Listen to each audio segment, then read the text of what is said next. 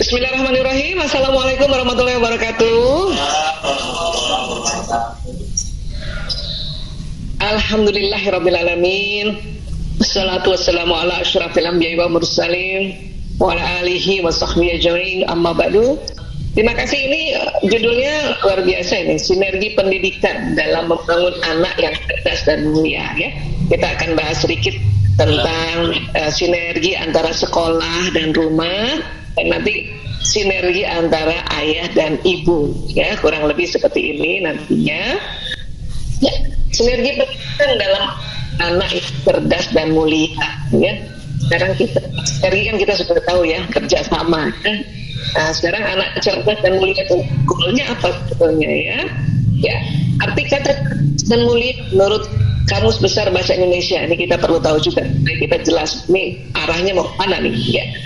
Baik, cerdas. Cerdas ini apa sih? Kalau dalam KBBI itu artinya sempurna perkembangan akal budinya untuk berpikir dan mengerti dan tajam pikirannya, juga sempurna pertumbuhan tubuhnya ya, tangkas, cepat dan tanggap.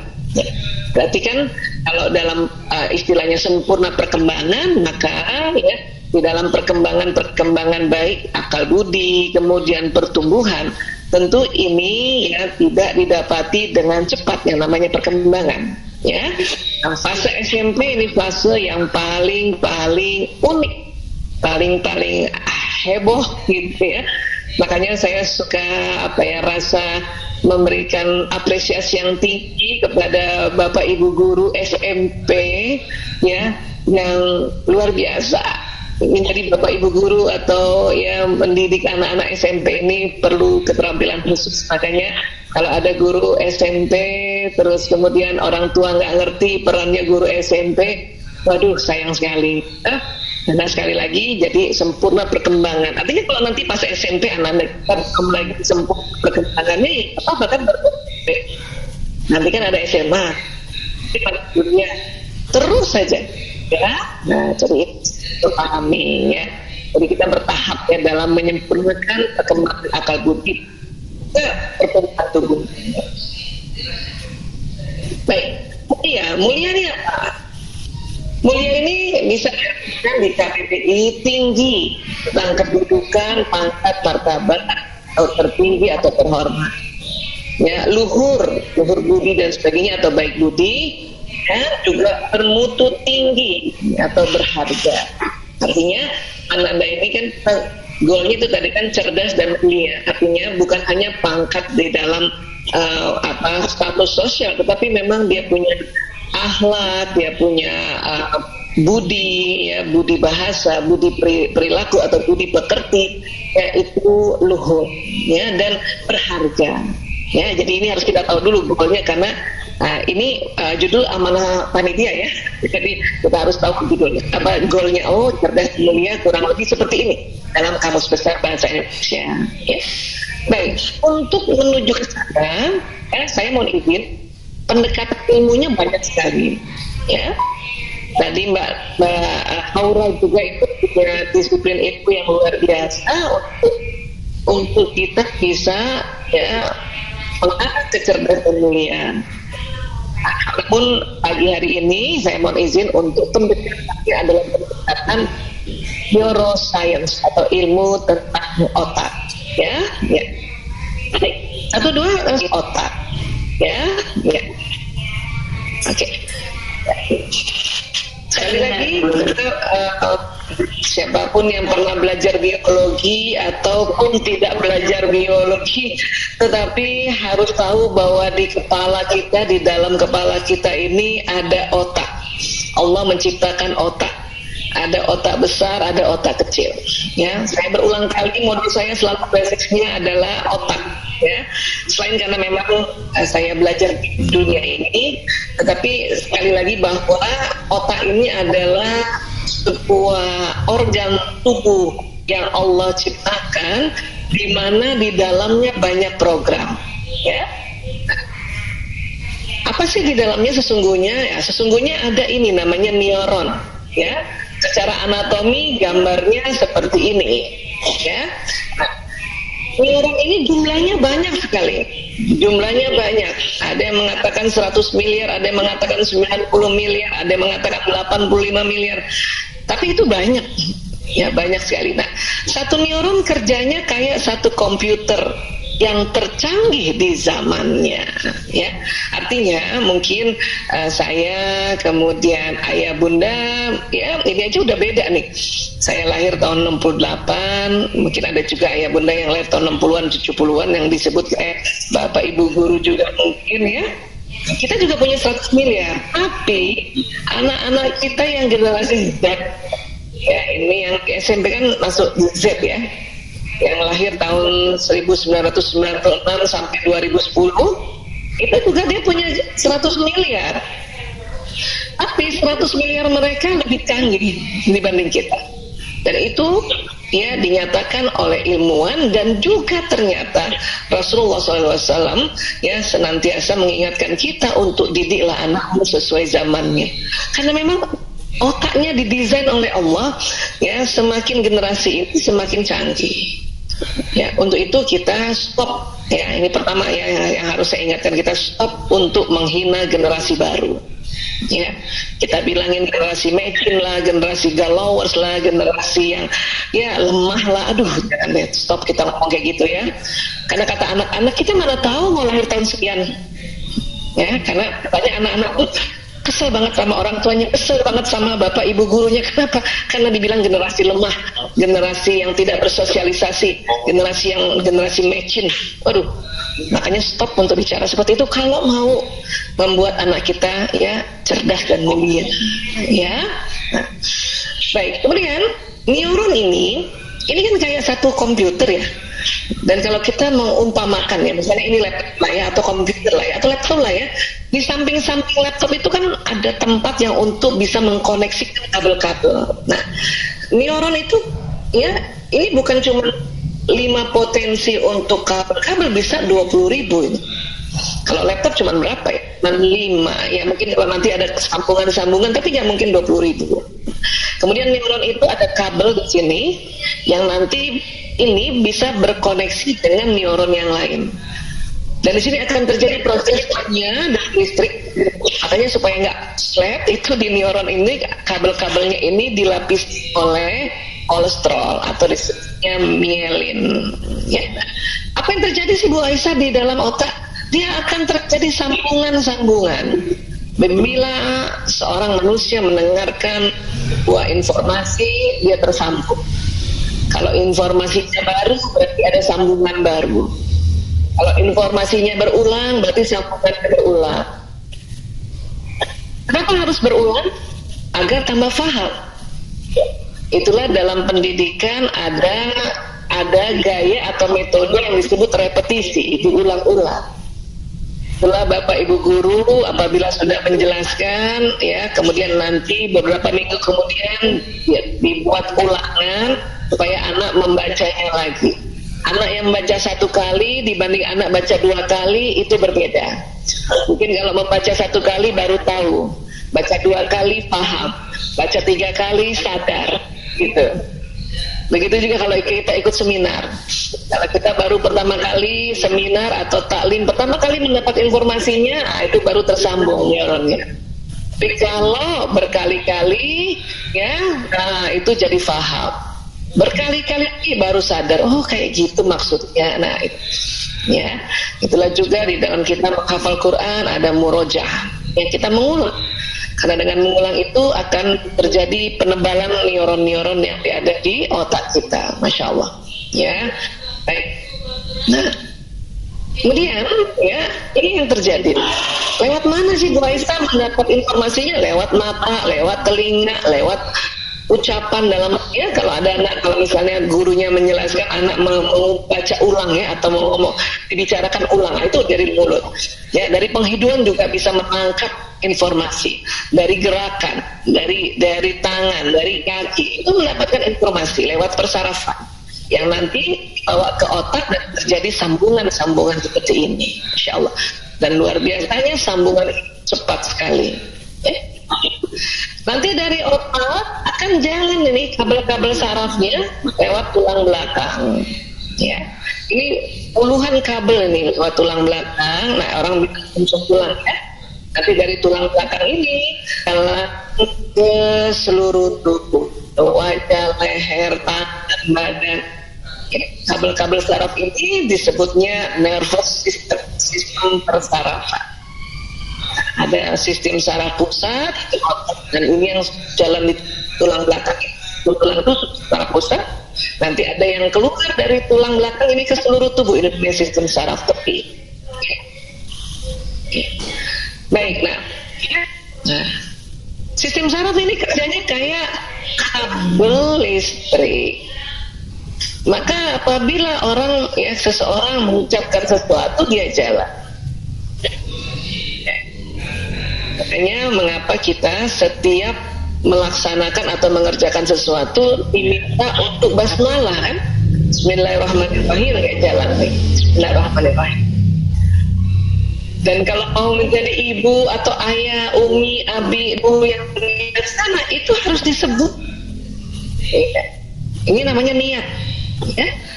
Bismillahirrahmanirrahim. Ya Allah, saya ibu yang bijaksana.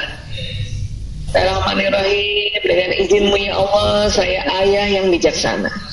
Bismillahirrahmanirrahim. Dengan izinmu ya Allah, saya guru yang bijaksana. Ini harus disebut ini. Supaya apa? Supaya otak, badan dapat informasi. Ya, dapat informasi tentang guru yang bijaksana. Ya, jadi seperti itu. 1, 2, suara saya terdengar? Baik. Ya. Jadi, ya, apa yang kita ucapkan ini jalan di badan. Dengar ibu. Nah, ini jalan. Ya. Apa yang kita ucapkan ini jalan. Jadi apa yang kita ucapkan jalan di badan, maka badan ini akan membuat sebuah action, akan membuat sebuah amal, akan membuat sebuah perilaku, ya, akan membuat sebuah akhlak. Jadi innama amalu bin itu betul sekali. Jadi kalau kita mau bijaksana atau guru bijaksana itu harus diucapkan, baik dilafazkan secara zahir maupun sir gitu. Ya. Untuk itu sholat subuh itu adalah satu momen ya di mana kita suatu sholat ya, setiap bacaan sholat itu jalan di badan dan diminta 5 waktu ya melafazkan doa-doa dalam bacaan sholat itu. Dan tentunya kita perlu tambahkan, ya Allah saya ibu yang bijaksana ya. Dalam bahasa Indonesia jalan boleh saja jalan. Sehingga apa? Sehingga badan ini siap menjadi apa yang kita lafazkan ya.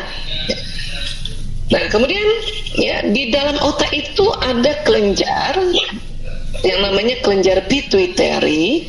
Di sini ada hormon cinta dan bahagia ya. Jadi ada hormon cinta dan bahagia di kelenjar pituitari ini ya, bisa distimulasi dengan banyak hal ya, salah satunya adalah ucapan. Ya Allah saya bahagia jadi ibunya Lanang misalnya ya. Lanang itu nama anak pertama saya punya anak 5, 4 laki-laki 1 perempuan. Yang laki-laki namanya Lanang, Priyo, Kakung, Jaler, dan yang perempuan namanya Ragil ya. Nah jadi kalau ya Allah saya bahagia jadi ibunya Lanang, Priyo, Kakung, Jaler, Ragil. Nah kalimat saya bahagia ya Allah itu akan ya, menstimulasi hormon di kelenjar pituitari. Jadi akan keluar nanti lewat pembuluh darah. Hanya pada saat ini ya Allah ya, kan ini sistem saraf kayak kabel listrik ya, saya ulang lagi ya. Nah kemudian itu tadi ya Allah saya ya, atau ibu saya, ayah atau guru yang membahagiakan bagi anakku gitu ya, sebutlah anaknya satu-satu kalau perlu ini ya. Nah kalau sistem saraf dia jalan juga ke otak. Nah pada saat jalan ke otak karena kita ingin bahagia, maka kelenjar pituitari yang di otak ini mengeluarkan hormon bahagia, masuk dalam pembuluh darah, masuk ke jantung, jantung memompa lagi ke seluruh tubuh. Makanya badan kita mengerjakan sesuatu penuh bahagia. Kenapa? Karena kita sudah setting. Wah itu ternyata gampang banget ya. Iya memang gampang, cuman kita sering lupa. Makanya dalam setiap seminar saya mengingatkan tentang innamal amalu binniyat ini. Ya, niatin dong kalau mau jadi ibu yang bijaksana. Ayo niatin kalau mau jadi ayah yang bijaksana. Ayo kita berniat kalau menjadi guru yang bijaksana. Ya, makanya dalam Islam, dalam semua ibadah, ya, rukunnya adalah ada yang awal-awal itu niat. Ya, karena itu harus diomongin, dilafazkan, baik secara zahir maupun sir. Sir itu artinya dalam hati gitu ya.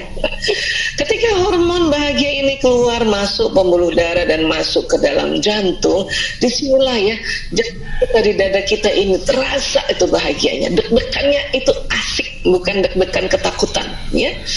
Nah, makanya para ahli saat ini atau ulama yang belajar dan neuroscience sepakat bahwa kalau yang disebut kolbu itu adalah organnya jantung.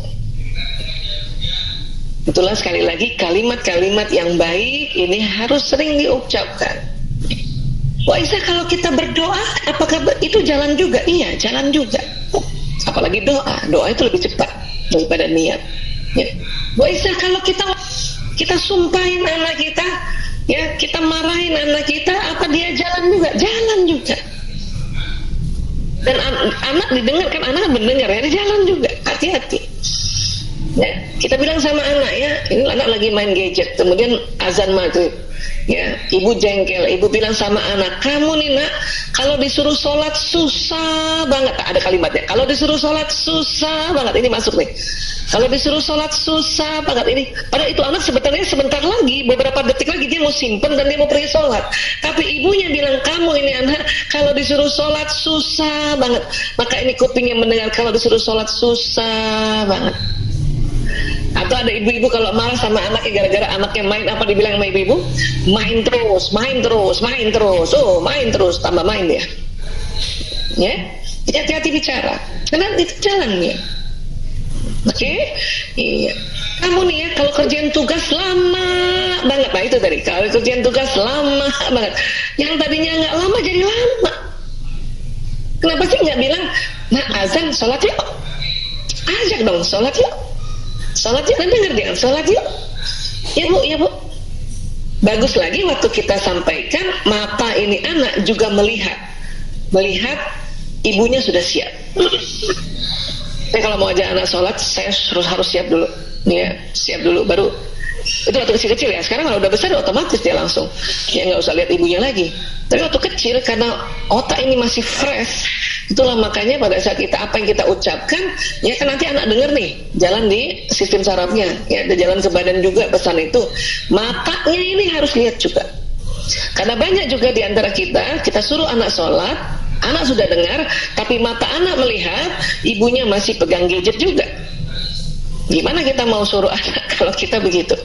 Kamu nih ya main gadget terus, tapi mata anak lihat bundanya main gadget juga, ya, ayahnya main gadget juga. Wah, ya, maka pesan yang didengar oleh anak itu bisa di-delete dengan pesan yang dilihat oleh matanya anak.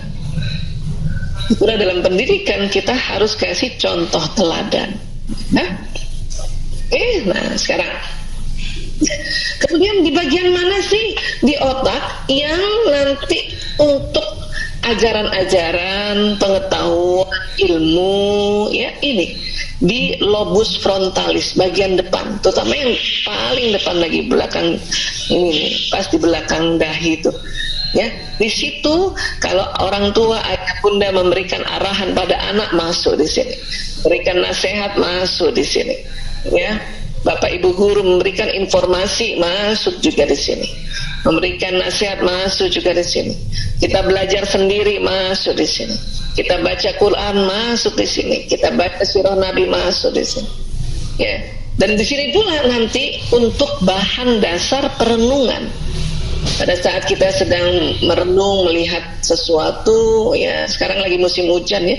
Pada saat kita melihat hujan ya, dari balik jendela kita, ya, itu kalau otak kita ini nggak diisi ya tentang ayat-ayat Quran bahwa hujan itu rezeki, maka kita menggerutu, ya, menggerutu, kita marah-marahin hujan itu. Tapi karena di otak kita pernah belajar bahwa hujan ini membawa rezeki, maka kita bersyukur dulu. Setelah bersyukur baru kita memohon, ya, memohon perlindungan, kita mendoakan hujan ini ya membawa rezeki, bermanfaat, mohon perlindungan Allah untuk dari hal-hal yang berbahaya. Itu kalau ada isinya otaknya. Tapi kalau nggak ada isinya otaknya, lihat hujan marah, lihat marah, ya kan? Lihat macet juga marah, lihat apapun jadi marah. Kalau nggak ada isinya, maka kita nggak akan jadi mulia. Inilah kita pelan-pelan memasukkan informasi itu di dalam otaknya anak. Dan pada saat itu sistem saraf ini neuron tersambung.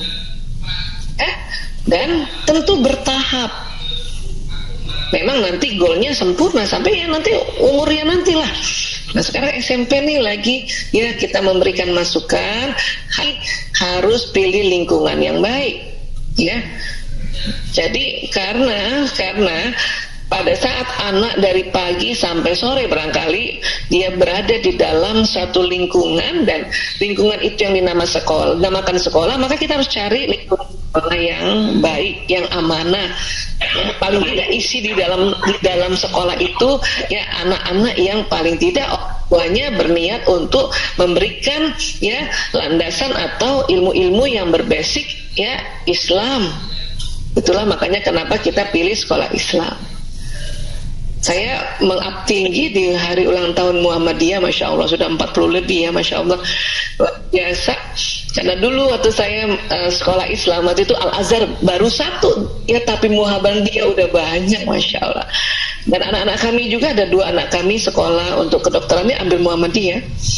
Kenapa? Karena saya orang yang bersyukur, nama saya ada dahlannya. Pendiri Muhammadiyah Kiai Haji Ahmad Dahlan. Maka anak-anak kalau di sekolahnya, di kampusnya ada fotonya Kiai Haji Ahmad Dahlan. Dia bilang sama teman-temannya, kakek gue tuh. Kata teman-temannya, benar, iya. Apa buktinya? Ini nama ibuku Aisyah Dahlan. Oh iya ya. Ya, itu saya waktu masih kecil belajar tentang Kiai Haji Ahmad Dahlan, itu bergetar hati saya karena sama Dahlan itu ayah saya gitu ya. Itu cerita idenya ya, cerita serunya ya. Tetapi bahwa pendidikan di Muhammadiyah ini adalah satu organisasi yang bekerja atau mempunyai tujuan untuk pendidikan dan kesehatan ya, itu sangat luar biasa. Bahkan saya dengar di Australia sudah ada boarding school ya, dibuat, ada rencana buat Muhammadiyah boarding school ya, yang mau anak-anak mau sekolah di luar negeri supaya lingkungannya aman ya, silakan cari ya sekolah-sekolah yang bernuansa Islam. Nah, alhamdulillah di Australia Muhammadiyah nanti dibuat ya, atau sudah barangkali ya. Baik, sekali lagi, nah sekarang ya peran, nah ini pembagian peran kita lihat kayak gini ya. Jadi sekolah dan rumah ya. Sekolah ini pengajaran, rumah pendidikan, sekolah penunjang, rumah utama, sekolah asisten ahli, rumah penanggung jawab. Kemudian sekolah ini memberikan pengetahuan dan kecakapan ya, di rumah karakter, pembangunan karakter. Sekolah transformasi, memberikan informasi dengan ditransfer ya lewat ajaran atau lewat pertemuan-pertemuan. Di rumah penularan, ada nular, harus nular nih. Jadi kalau ia akhlaknya baik, dia nular ke anak. Ayah akhlaknya baik, nular ke anak. Itu di rumah ya. Kemudian ya ini kawan di muka ya, kawan canda di muka. Artinya apa? Artinya di sekolah itu memang penggemblengan, tapi nanti di rumah itu pemulihan ya, pemulihan dan memberikan motivasi. Kali anak capek banget gara-gara apa? Gara-gara ya di sekolah digembleng, ya kan? Nah makanya di rumah dipemulihkan. Dengerin bunda kalau anak misalnya cerita tentang gurunya, tentang sekolahnya, dengerin. Baik cerita yang mungkin positif atau negatif, itu kan tergantung mood anak saat itu. Dengerin. Selalu terprovokasi, anak cerita bahwa guru saya tuh nggak enak, oh ibunya langsung cepat-cepat datang ke sekolah dimarahin gurunya. Bukan begitu ya. Di dalam rumah ini pemulihan dan memberikan motivasi ya. Emang kepengemblengan, jadi tinggal ya kalau anak, nah guru aku gak enak banget misalnya gitu ya, kita paling oh gitu ya nak, terus ini aja cerita terus oh gitu, jadi kamu kesel. Nah emosi dia, namakan dia punya ya, saat itu, oh kamu kesel, iya kesel banget, masa dia begini, nah tinggal kalau misalnya anak itu langsung nangis ya sudah peluk aja atau usap-usap belakangnya, karena anak SMP itu apalagi laki-laki lebih senang diusap-usap belakangnya, ya. Nah ini itu namanya sebagai tempat recovery dan motivasi, ya. Inilah peran dari sekolah dan rumah, ini sinerginya kayak gitu. Nah, peran fitrah, peran ibu dan ayah, gimana sinerginya ini? Ya, kadang-kadang ibu-ibu suka kesel, boy ayahnya begitu keras banget. Lihat ya, ibu ini pelaksana harian pendidikan di rumah, ya. Ayah penanggung jawab visi pendidikan, ayah penanggung jawab, ya. Karena penanggung jawab itu, ya, ayah misalnya mencarikan nafkah atau menjemput nafkah untuk ya nanti membayar tempat pendidikannya gitu. Ibu pelaksana hariannya, ya. Setiap hari ayah tuh dampingin belajar itu, karena ayah juga harus mencari nafkah, ya kan? Ibu personal of love and sincerity. Jadi ibu ini orang yang penuh kasih sayang dan penuh ketulusan. Memang itu udah fitrahnya. Ya, jadi ibu orang yang penuh kasih sayang dan penuh ketulusan, ya. Ayah bagaimana ayah? Ayah itu man of vision and mission. Bapak atau ayah ini adalah orang yang visi misi, ya, visi misi. Ayah tuh bukan hanya harian, dia memikirkan ke depannya. Cuman memang karena laki-laki, ya, tidak seperti perempuan, fitrah yang Allah berikan, maka kadang tidak tampak ayah itu memikirkan tentang visi misi. Itu yang kadang bunda gemes. Ayah mikirin nggak sih sekolah anak-anak? Karena memikirkan. Jelas ini visi misinya, ya. Ayah memang kadang nggak kelihatan karena itu perbedaan ayah ibu. Nanti kita belajar itu, ya. Baik. Ibu pemilik moralitas dan nurani, ya. Ayah bagaimana? Ayah pembangun sistem berpikir dengan tantangan dan bermain. Jadi para bunda kalau ayah, ya, mengajak anaknya bermain, kemudian memberikan tantangan-tantangan, ya, challenging, jangan dimarahin, karena banyak ibu-ibu adanya, ya, ajak anaknya misalnya melakukan tantangan, ya, besok kita, ya, lomba sepeda, ya. Wah, itu kadang ibu-ibu suka, jangan gitulah ya, besok hujan, gitu, kayak gitu. Nah, bapak-bapak ini suka kesel kalau dia sedang membangun sistem berpikirnya dengan tantangan dan bermain, ibunya, ya, atau sang ibu itu mengintervensi. Karena kita itu tadi, ya, moralitas dan nurani, kasihannya anak-anak, ya, gitu, ya. Kalau waktu bapaknya memberikan tantangan, ibu selalu bilang kasihan anak-anaknya, janganlah ya, gitu. Itu ayah tuh suka kesel kadang-kadang, ya, gitu. Karena ini cara-cara perannya memang begitu, gitu. Nah, kemudian apa lagi? Ibu supplier feminitas, ya, ayah supplier maskulinitas, ya. Jadi memang laki-laki itu, ya, karena maskulin dia kadang-kadang mengajarkan maskulinitas walaupun anaknya perempuan, ya. Nah, kamu harus tangguh, nak, di luar sana kamu harus tangguh. Wah, itu kata ayah, gitu. Kata ibu, ya ayah, itu kan anak perempuan, ya, gak usah tangguh-tangguh banget anak perempuan. Kata ibu begitu, karena ibu adalah, ya, supplier feminitas, ya. Nah, kemudian apa lagi? Ibu pembangun hati dan rasa, ayah penegak profesionalisme. Misalnya suami saya nih, ayah foto, ya, foto bilang sama anak-anak, ya, kamu dokter yang harus menerima apa aja tuh dari klinik atau dari rumah sakit, orang kasih, ya, kasih kamu gaji berapa atau BPJS nggak turun-turun, nah itu kan profesionalisme, ya, kamu terima aja, gitu kata ayahnya, ya kan. Tapi kita yang sebagai pembangun hati dan rasa ini juga sedih, ya, kasihan, ya, gajinya belum turun, ya. Ah, itu kan peran kita ibu, kan. Kata ayah nggak bisa kadang-kadang gitu, ya. Tapi kita harus pinter ini bagaimana, ya, meminta pada ayahnya, ya, kasihlah sedikit, ya. Ya, kata ayah, ya, aku kasih tapi seolah-olah aku nggak kasih. Ah, itu tugas ayah, ya. Nah, kemudian ibu berbasis pengorbanan, ayah konsultan pendidikan. Artinya ibu selalu, ya, merasa biar saya aja deh yang kerjain PR-nya anak-anak, apalagi yang anak-anaknya masih kecil ya, anaknya udah tidur besok harus dikumpulin, biar aja sih, selalu berbasis pengorbanan.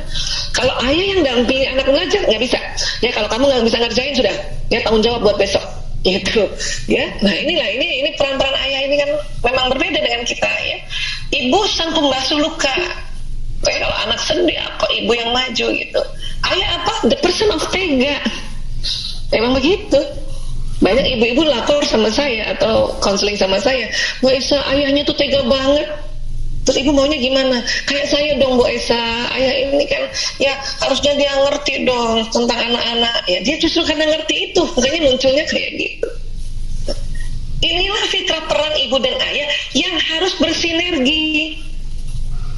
Ya, artinya setiap anak itu mendapat dua sisi ya, gaya pembelajaran ayah, gaya pendidikan dari ibu dan ayahnya. Jadi anak itu jadinya sempurna.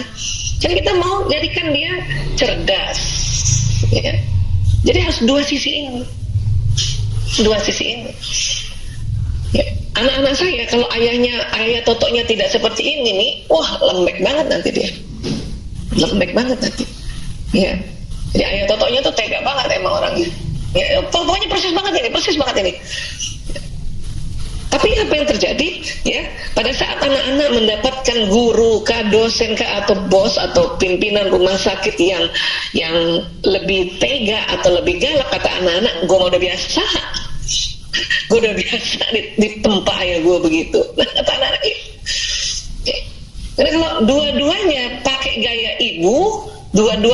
gaya ibu, nanti pada saat di luar sana ketemu orang yang seperti ini nih, atau yang katakanlah orang yang tega, itu anak nggak tangguh nanti.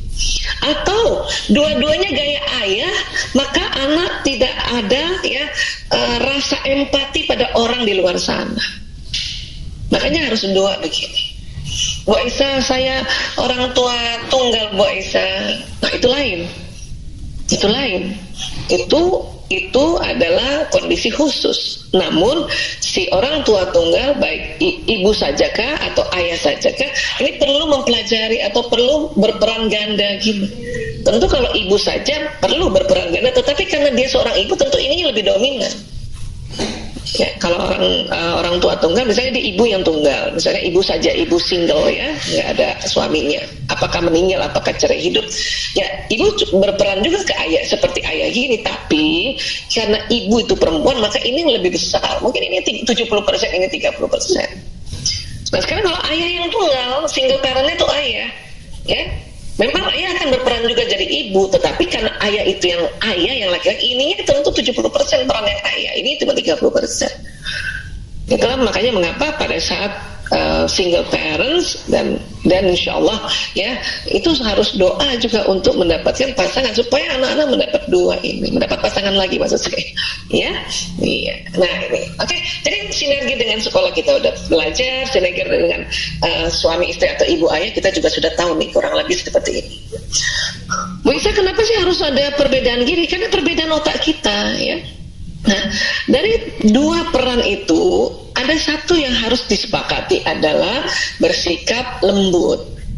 Ayah tegas tapi lembut gitu. Ya, kenapa dalam surat Ali Imran 159 Bismillahirrahmanirrahim, fabima rahmatin minallah lintalahum walau kunta fazzan ghalizal qalbi lan faddu min haulika fa'fu anhum wastaghfir lahum wasyawirhum fil amri fa iza azamta fatawakkal 'ala Allah innallaha yuhibbul mutawakkilin.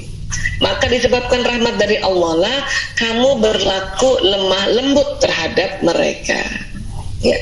Sekiranya kamu bersikap keras lagi berhati kasar, tentulah mereka menjauhkan diri dari sekelilingmu ya. Jadi kita diminta apa? Lembut.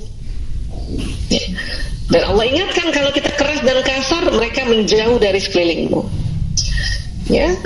Tadi Mbak Haura membacakan CD saya sejak 98 ngurus narkoba. Itu salah satu faktor terbesarnya karena orang tua keras dan kasar ya. Kalau ayah tadi kan bukan diminta keras ya, tapi disiplin, tegas, tangguh, tapi tetap lembut ya. Nah, kalau orang tua keras dan kasar, anak menjauh. Nah, pada saat menjauh, itulah di sana di luar rumah itu penuh semua bara bandar narkoba, ya, mafia pornografi, mafia perjudian, ya, kelompok-kelompok LGBT. Hati-hati, makanya diminta untuk lembut. Bu Aisyah, saya sudah lembut, tuh anak masih songong, masih ngeselin. Nah, ini dia, fa'fu anhum wastaghfir lahum. Karena itu maafkanlah mereka, mohonkan ampun bagi mereka, ya, wasyarwirhum fil amri, dan bermusyawarahlah dengan mereka dalam urusan itu. Jadi baru musyawarah, ya. Kemudian ditegaskan lagi oleh Allah sini, kemudian apabila kamu telah membulatkan tekadnya dalam musyawarah itu sudah ada keputusan, maka bertawakallah pada Allah. Sesungguhnya Allah menyukai orang-orang yang bertawakal kepadanya. Ayah bunda pada saat bermusyawarah sama anak-anak, kemudian sudah didapati keputusan yang win-win solution, ya, itu udah bulatkan tekad dan tawakal pada Allah, hasilnya tawakal.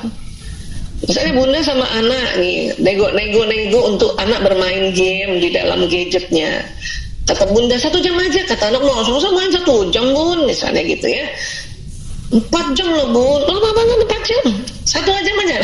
Itu harus negosiasi, dicari titik tengahnya, ya. Akhirnya ya sudah, kalau gitu ya 1,5 jam, paling lama 2 jam deh, gitu.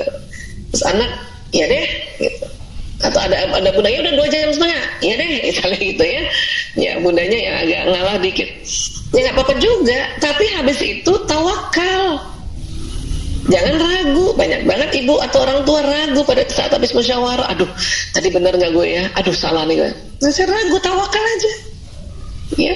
Karena buat anak-anak bermain itu belajar, apalagi anak laki-laki.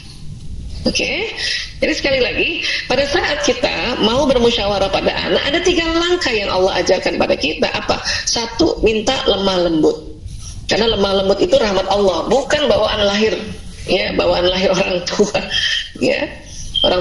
Orang tua sama anak kandung kadang lebih gemes, ya, pengennya cepetan gitu.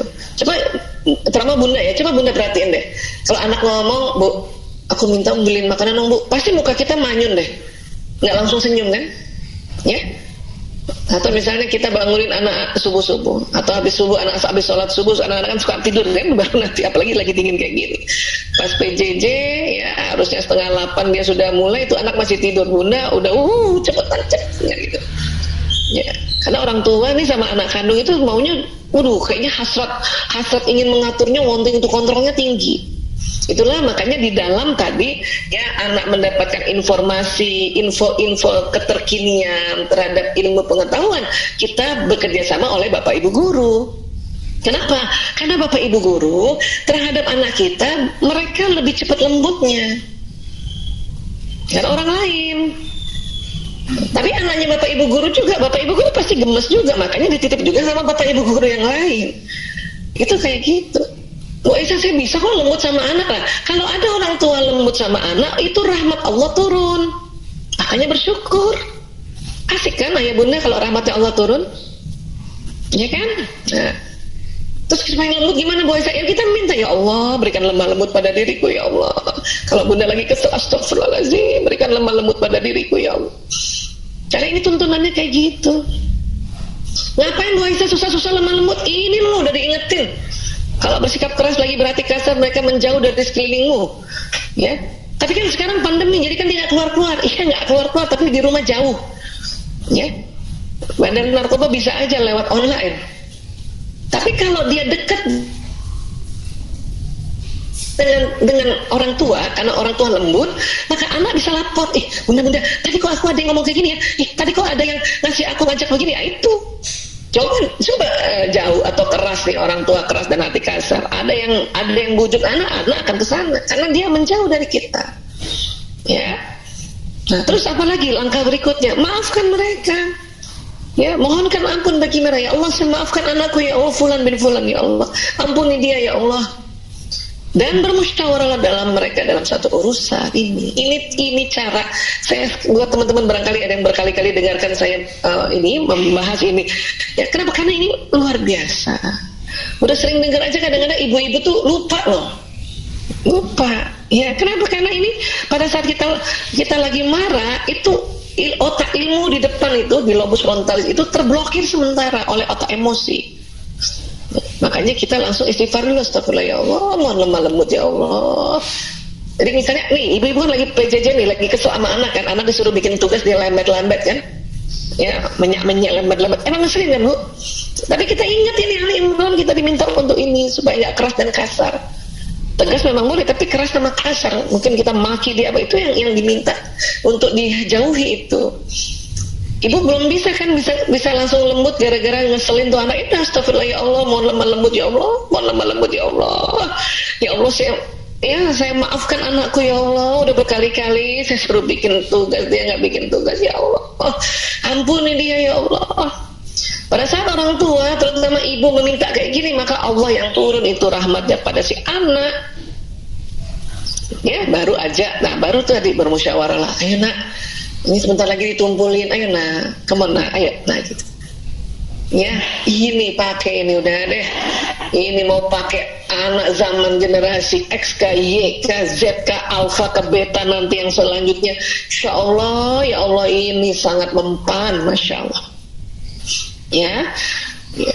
Ayah juga begini, iya ayah juga begitu, ya kan? Tadi kan peran ayah itu nampaknya kasar Bu Aisyah, bukan? Itu peran ayah itu banyak nuansanya adalah nuansa keteguhan, ya, nuansa teguh, nuansa kedisiplinan. Tapi kan disiplin itu nggak perlu kasar, ya. Oke, nah, mana gitu. Baik, nah. Kenapa sih tadi ada peran yang berbeda Bu Aisyah? Nah ini karena tahun 99 ini ada penelitian di Institute of Psychiatry London. Ya, penelitiannya apa? Lokasi yang mengendalikan bicara dan bahasa dalam otak laki-laki dan perempuan berbeda. Apa bedanya Bu Aisyah ini? Ini foto dari functional MRI ya. Ini otak laki-laki, ini otak perempuan. Tadi otak itu terbagi dua, kanan dan kiri. Ini depannya ini. Ini ada warna orange, merah kok kuningan ini pada laki-laki cuma di otak kiri, perempuan ada di kiri dan kanan. Ya, apa nih Bu Aisyah? Ini pusat bahasa, ini area Broca dan Wernicke. Ya, pusat bahasa, pusat kata-kata, konsonan, vokal itu pada laki-laki hanya di otak kiri, perempuan otak kiri dan kanan. Kita lebih banyak kan? Nah, laki-laki karena di otak kiri, maka laki-laki dalam sehari mengatakan 2000 sampai 4000 kata, 1000 sampai 2000 bunyi vokal, 2000 sampai 3000 gerakan tubuh. Jadi jumlah rata-rata komunikasi pria itu 7000. Ada juga bapak-bapak yang agak pendiam karena pemikir, itu mungkin 5000. Jadi ada juga bapak-bapak yang wataknya pembicara bisa 9000. Ya rata-rata sih 7000. Karena otak bicaranya otaknya di sebelah kiri saja. Perempuan ya dalam sehari mengatakan 6000 sampai 8000 kata karena otak bicaranya kiri kanan, ya, otak bicara kiri kanan. Kemudian ya bunyi vokalnya 2000 sampai 3000. Ya. Kemudian gerakan tubuhnya 8000 sampai 10000 gerakan tubuhnya. Jadi rata-rata jumlahnya itu adalah 20000. Bu Aisyah, saya nggak banyak ngomong Bu Aisyah ya. Berarti ibu yang kategori ibu pemikir, yang mungkin yang 16.000 ya. Bu Aisyah kalau saya ngomong banyak Bu Aisyah, itu yang 24.000 kali Bu ya. Nah lihat, ini perbedaan inilah yang tadi makanya mengapa ibu itu adalah pelaksana harian. Kenapa? Karena sanggup dengan 20.000 kata ini sebagai pelaksana harian. Untuk apa? Untuk dampingi anak belajar, untuk nasehatin anak, untuk mengerjakan pekerjaan-pekerjaan rumah. Ini termasuk gerakan tubuh nih. Ya. Nah, kenapa? Karena wanita bila dalam sehari komunikasi kurang dari 16.000 kata, ya ini termasuk bahasa tubuh ya, gerakan tubuhnya ya, maka tidur malamnya tidak nyenyak. Itulah Bun saat ini, karena ini apalagi anaknya masih kecil ya, ini SMP aja masih didampingin nih ya, karena pembelajaran jarak jauh, karena PJJ saat ini sangat efektif, karena kondisi dunia ini ya Allah ya Rob ya masih pandemi. Tolong disadari Bunda bahwa Bunda itu sanggup bisa dan kudu harus ya sebagai pelaksana harian pendidikan. Ingat baik-baik ya, apapun yang kita ajarkan pada anak dan anak pakai itu seumur hidup, maka amal jariahnya mengalir pada siapa yang ngajarin. Misalnya ibu ini nih, bundanya ngajarin ABC dan 1, 2, 3, 4, seumur hidup anak ini pakai ini ABCD dan angka, maka amal jariahnya mengalir ke ibunya gitu.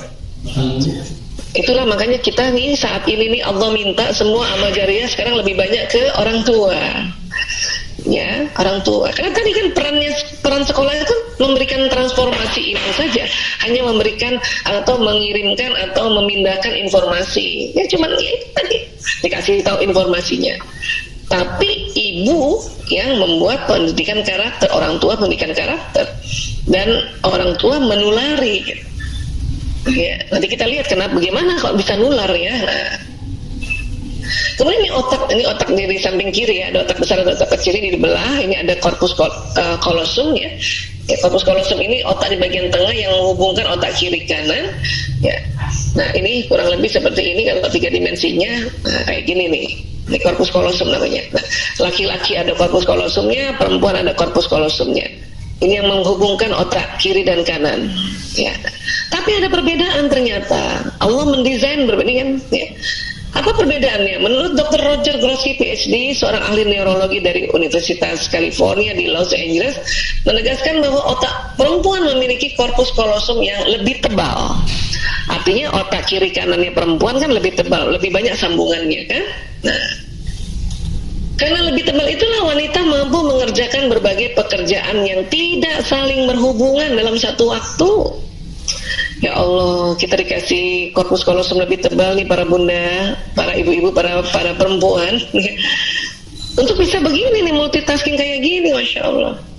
Artinya kan kalau sekarang PJJ anak-anak di rumah harusnya kita bisa. Cuman kalau kita nggak tahu, makanya suka ngeluh. Aku lagi, semuanya aku. Namanya pelaksana harian, pelaksana harian, ya kan? Nah, ini kita punya kayak kemampuan ini anugerah dari Allah. Tahu dulu sehingga dengan tahu faham, dengan faham sadar. Ya, kalau sadar makanya ikhlas melakukan apa-apa. Ini kan saya sering banget sosialisasi ini. Mungkin ada beberapa ayah bunda teman-teman sudah pernah dengar, diulang-ulang sengaja biar tambah oh iya diingetin kita kalau ya kadang-kadang nih ibu-ibu nih kita memang harus sering ulang-ulang supaya apa? Tambah paham, tambah ngerti, tambah sadar. Ya. Kemudian apa lagi? Jadi kayak gini nih, makanya di luar negeri ini orang-orang dengan sadar, karena hasil riset itu duluan di luar negeri itu tahun 99-2000, Indonesia baru masuk 2006. Ya, mereka dengan sadar, pokoknya saya kerja, apalagi sekarang working from home, mereka senang banget. Ya udah gendong aja anaknya diajarin, anak-anak kayak gini diajarin. Waktu kita sampaikan, nak, ya bunda ini sambil kerja ya, temenin bunda ya nak ya, mau anak. Nah, dari kecil udah tahu tuh rapatnya komisaris dan sebagainya. Ya. Oke. Nah, laki-laki bagaimana korpus kolosumnya? Korpus kolosum laki-laki kan lebih tipis ya. Maka otak laki-laki dibuat untuk pekerjaan khusus.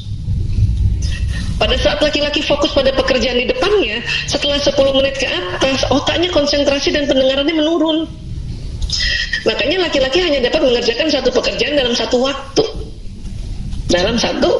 Cuman cepat banget fokus setelah 10 menit ya, setelah 10 menit. Ya, itulah ketika pria membaca koran, baca buku, pegang gadget, nonton TV, pria tidak mendengar apa yang dikatakan wanita. Itulah tadi dikatakan ya, bapak atau ayah ini ya ini penanggung jawab pendidikan, karena dia memang harus kerja.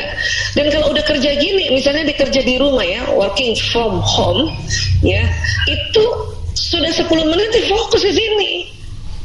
Bunda titip anak belajar di sini, bapaknya cuma bisa nemenin karena otaknya fokus ke sini.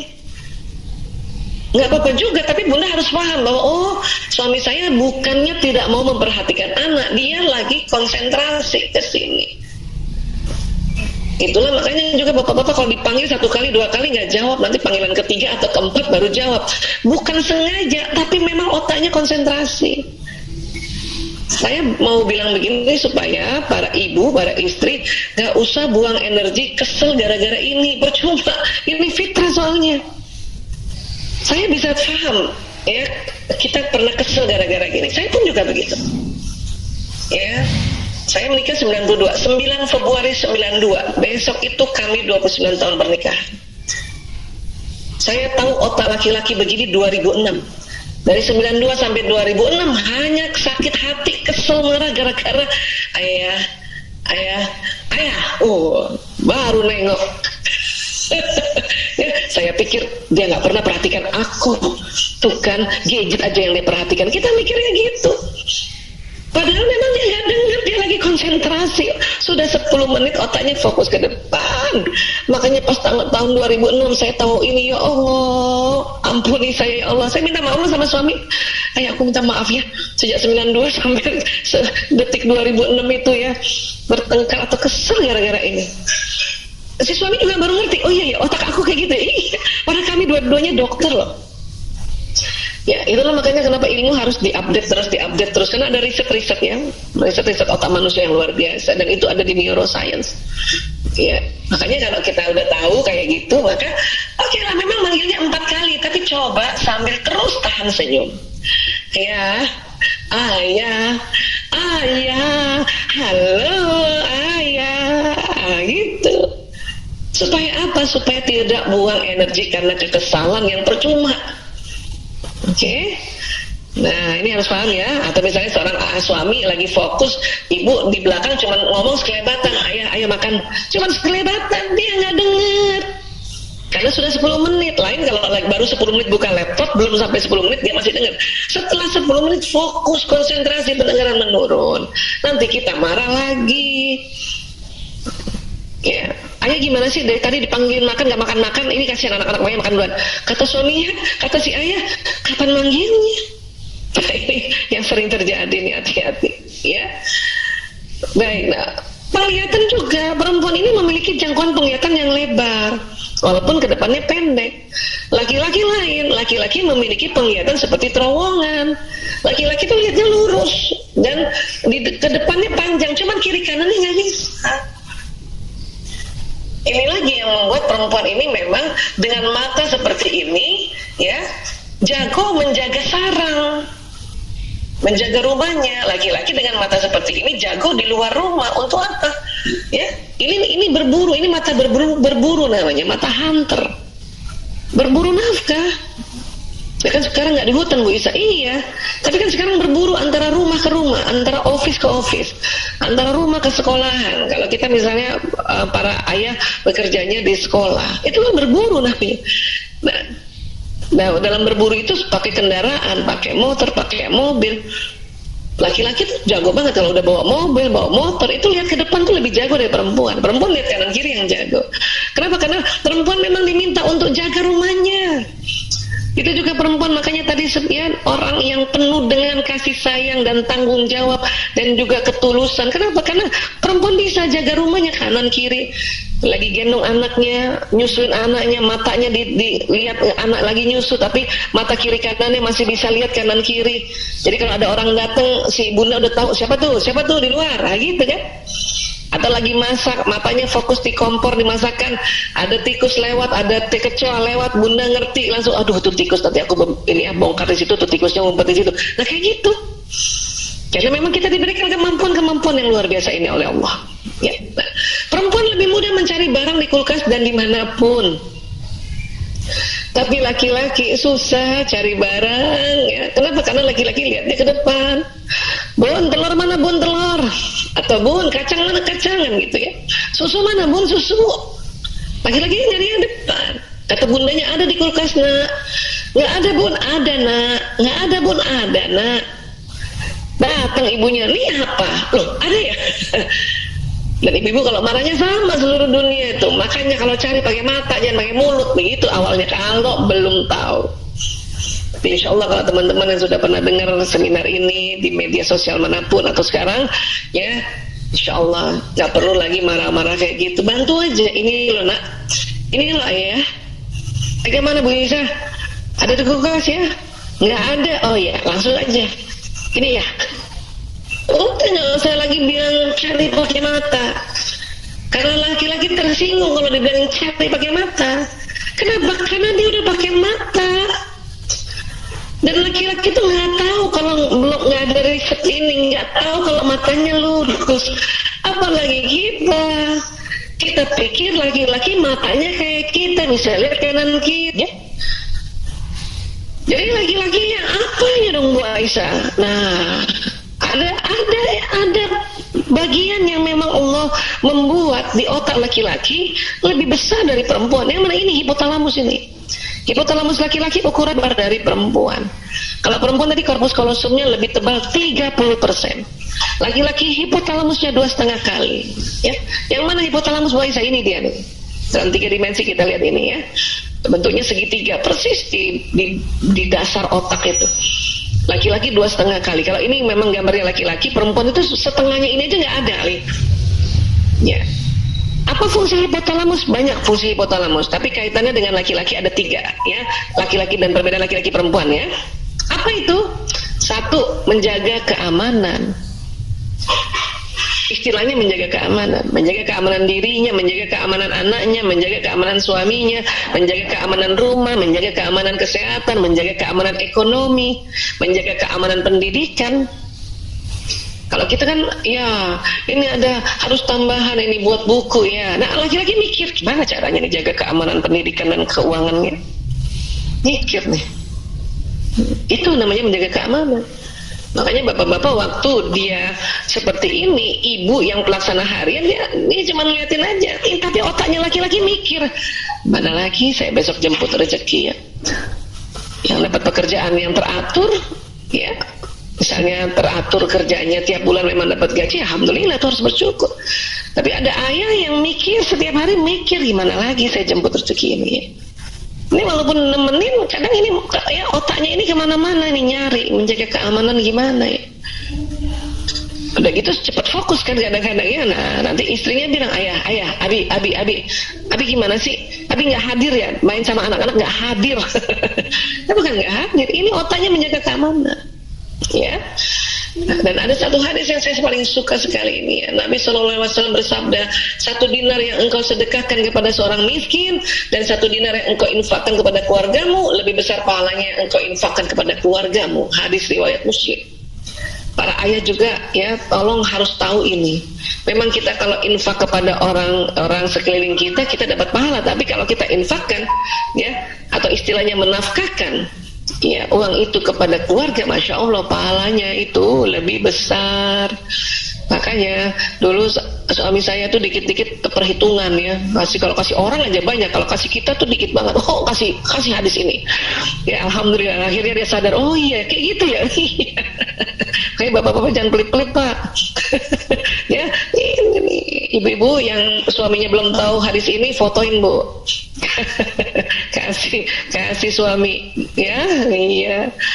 Nah anak laki-laki masih kecil aja tuh, kadang kalau ibunya sakit dia jaga keamanan ibunya, dia yang jagain.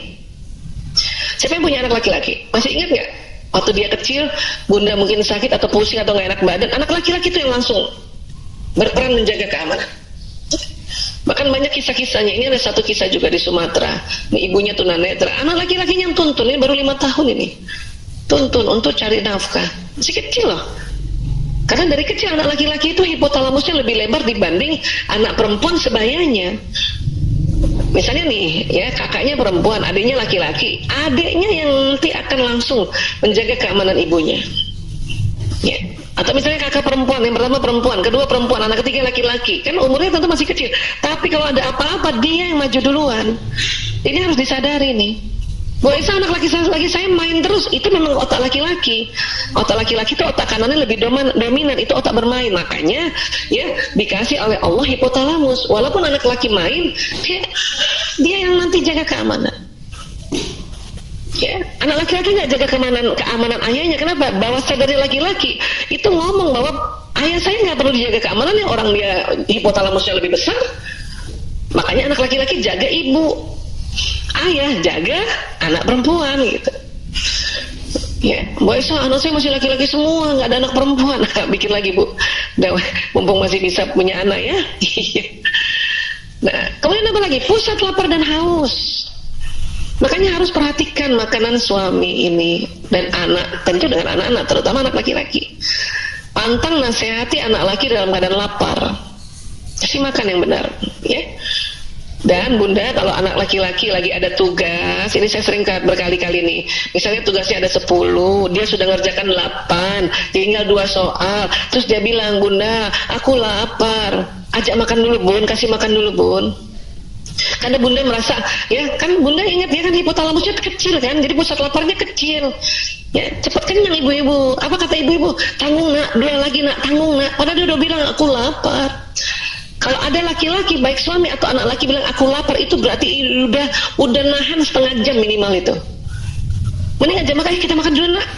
Habis makan kerjain ini nak. Itu yang membuat anak laki-laki ini terpenuhi kebutuhan biologis dan psikologisnya. Karena kalau enggak nanti dia ngamuk. Ini yang kadang-kadang ibu-ibu tuh suka nggak tahu, makanya saya suka sosialisasikan ini.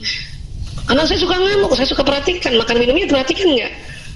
Kenapa tadi pengen terusnya ngamuk? Dia bilang dia lapar Bu Aisyah. Tanggung Bu Aisyah, soalnya tinggal 1 lagi. Ibu bilang tanggung karena ibu perempuan, hipotalamusnya kecil, ya tahan lapar. Anak-anak enggak, anak laki terutama. Anak perempuan aja masih tahan lapar. Anak perempuan tanggung nak, masih bisa nih. Anak laki tanggung nak, nggak bisa, nggak bisa. Ya. Nah, lihat aja tuh bapak-bapak, kalau kita perempuan kan kasih makan anak, bapak-bapak kalau ada makanan anak dicobain dulu, makan aja duluan ya. Gitu. Kemudian apa lagi? Pusat tidur, ini pusat tidur. Ya. Jadi tolong jangan heran ya, laki-laki ini menurut Profesor Ruben Gur ini, otak laki-laki dalam keadaan istirahat 70% aktivitas elektriknya mati. Perempuan bagaimana perempuan? Otak perempuan dalam keadaan istirahat 90% aktivitas elektriknya hidup. Apalagi nggak istirahat. Ya, artinya apa artinya? Perempuan terus-menerus menerima informasi dari sekitarnya. Makanya ibu-ibu jangan heran kalau ibu-ibu udah masuk kamar, suaminya duluan tidur. Itu nggak usah heran. Dulu saya juga kesel, kok enak banget ya tidurnya, langsung tidur ya pulas. Baru dia diajak ngomong gitu. Ya. Terus kenapa Allah berikan perempuan pada saat dia istirahat atau tidur 90% aktivitas elektriknya hidup? Untuk jaga anaknya. Anaknya masih kecil, anak tiba-tiba nangis, bunda yang dengar. Pas bunda bangun, anak nangis keras karena sakit. Bunda lihat bapaknya, ya si suami masih tidur aja. Bunda kesel kan, kok tidur sih? Dia nggak dengar ya anaknya nangis. Itu jengkel lagi. Nah kalau bunda jengkel nyusuin anak itu air susu nggak keluar. Maka ini perlu kita belajar. Oh, laki-laki ini Allah kasih kayak gini. Kenapa? Karena besok dia harus cari nafkah di luar rumah. Itu butuh konsentrasi yang luar biasa. Tapi Bu Aisyah, suami saya bangun loh kalau anaknya nangis. Nah, itu keren banget Bu. Susah dapat suami kayak gitu Bu. Itu tolong disayang-sayang Bu. Itu dikit suami yang kayak gitu tuh. Suami saya juga bangun. Tapi pas dia bangun, dia bangunin saya. Bu Aisyah, anaknya bangun. Jadi saya bangun. Kadang-kadang saya nggak dengar karena terlalu capek. Itu sekali-sekali pada perempuan. Tapi seringnya 90% aktivitas elektriknya hidup. Ya, nah ini harus paham. Nah, gitu juga tuh, kayak gini kan seru kan.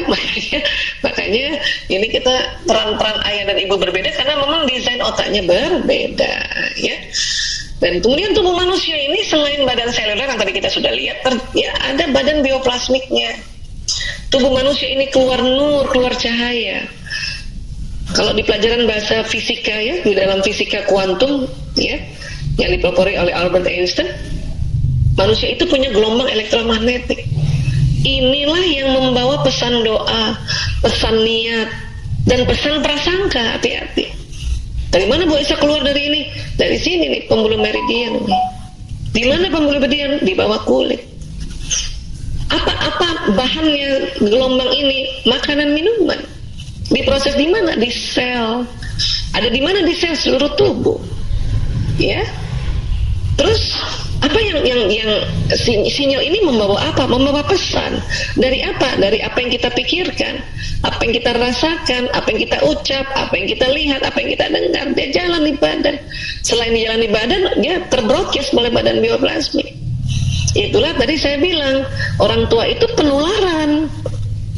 Kalau bunda dampingin anak seperti ini, bunda keselnya nggak cepet-cepet dirilis atau tidak cepet-cepet move on, keselnya nyamber ke anak, nular ke anak 3 kali kesel.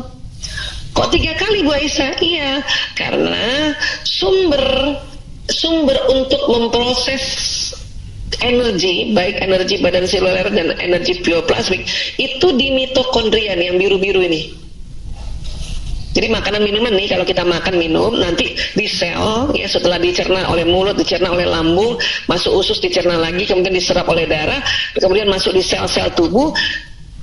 Karbohidrat itu nanti diproses di mitokondria, karbohidrat. Lemak diproses di lisosom. Protein diproses di titik-titik ribosom ini. Mineral, air dan sebagainya, vitamin di sini nih, yang abu-abu ini. Nah, mitokondria ini memproses karbohidrat.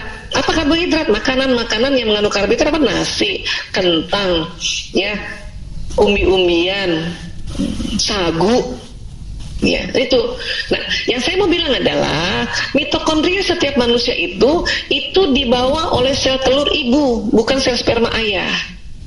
Artinya tubuh saya ini Aisyah Dahlan, nama saya Dahlan, nama ayah, tapi mitokondria tubuh saya itu dari ibu saya, Ibu Hermina Ishak. Ya, anak saya Lanang Priyo Kakung Jaler Ragil, mitokondrianya dari saya, bukan dari ayahnya. Tapi mereka semua pakai nama Sismadi, nama ayah, nasab nama ayah. Tapi mitokondrianya dari saya. Artinya apa? Karena mitokondria ini adalah pusat metabolisme energi, baik energi gerak dan juga sinyal. Itulah makanya ya dalam riset biomolekuler mengatakan bahwa sinyalnya anak sama dengan sinyal ibu. Jadi ini perumpamaan, bukan di endorse. Kalau ibunya XL, anaknya XL. Kalau ibunya Telkomsel, anaknya Telkomsel. Bapaknya belum tentu Telkomsel. Kalau bapak, dia sama dengan ibunya. Ayah itu atau suami sama dengan ibunya. Ya, dan kemudian ada tiga kali terjadi ya pada si anak terhadap pola pikir, pola perasaan dan emosi ibu. Jadi kalau ibu marah, anak bisa 3 kali marah. Ibu kesel, anak 3 kali kesel. Ibu semangat, anak 3 kali semangat. Ibu bahagia, anak 3 kali bahagia. Bapaknya berapa kali? Bisa 1 kali. Kan sinyalnya beda. Iya, memang sinyalnya beda, tapi lama-lama selaras. Kenapa? Hubungan intim suami istri. Salah satu manfaat hubungan intim suami istri dari puluhan manfaatnya adalah menyelaraskan sinyal. Walaupun si istri XL, bapaknya Telkomsel, lama-lama selaras. Ibarat kalau kita nelpon ya, misalnya saya nih nelpon nih, ini HP saya dari BMTkom, ya saya nelpon misalnya sama suami saya atau suami saya telepon, kan itu berarti di quick access nomor telepon kan nomornya suami, karena dia sering telepon. Makanya dengan mudah kita langsung berhubungan lagi karena dia ada di quick access di atas, cepat kan. Nah, gitu. Tapi sama anak 3 kali nih, hati-hati. Ayah si suami dengan ibunya, dengan ibu mertua. Maka kalau mau suami gembira nih ya, yang masih punya ibu mertua ya, bikin gembira ibu mertua. Maka di si suami ini 3 kali gembira. Bu Aisyah, ibu mertua saya udah nggak ada, doakan. Kirimkan Al-Fatihah. Itu nanti ya arwahnya si ibu itu memberikan penularan pada si suami ini. Masya Allah ya. Jadi sekali lagi teman-teman, Bapak Ibu, inilah yang ada di dalam peran kita, sinergi kita ya. Bapak Ibu guru bisa nggak bersinergi dengan sinyal ini pada anak-anak? Bisa. Kenapa? Karena sinyal ini membawa doa. Tapi kan kita beda, iya memang beda, tetapi kan tetap frekuensi gelombang bisa dicunkan atau bisa disampaikan sebagaimana ya kita punya gadget ini kan ngikutin cara kerjanya manusia. Bagaimana caranya untuk menyambungkan gelombang ini? Doakan.